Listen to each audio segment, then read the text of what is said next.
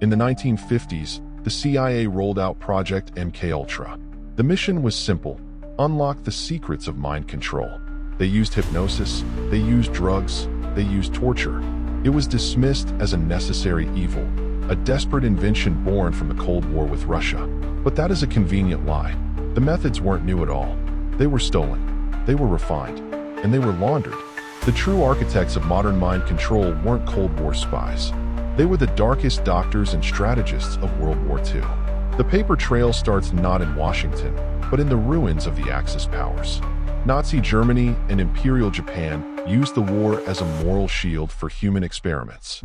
The world saw only brutality, but intelligence services were quietly studying the methodology itself. Take the German hypothermia trials. They weren't just about survival. The real goal was gathering data on how to make a human mind break, how to push a subject past the point of sanity and keep them malleable.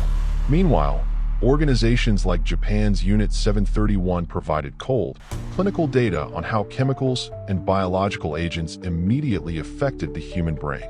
This was a dark scientific manual, ready for printing. The only missing element? A new country willing to use it. And the Allies were not innocent.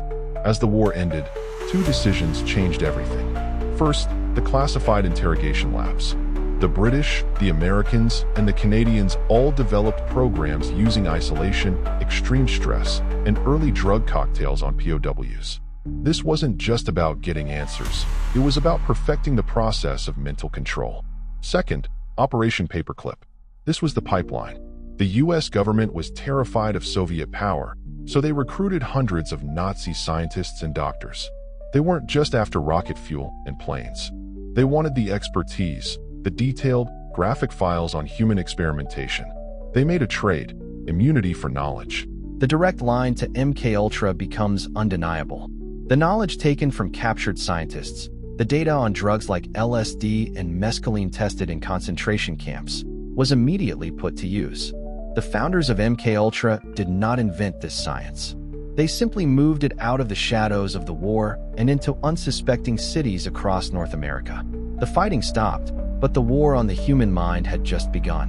What MKUltra ultimately proves is that for any massive government power, the moral line is temporary. When national security is written on a file, ethics disappear. The methods and the data collected in the darkest hours of the 1940s were not discarded. They were absorbed into the very intelligence infrastructure we rely on today. The classified files are decades old, but the core lesson is timeless. If these methods were developed under the pressure of total war, what new psychological weapons are being perfected right now, under the cloak of modern counterterrorism? Stop reading the history they gave you. Subscribe to RAD Archives now.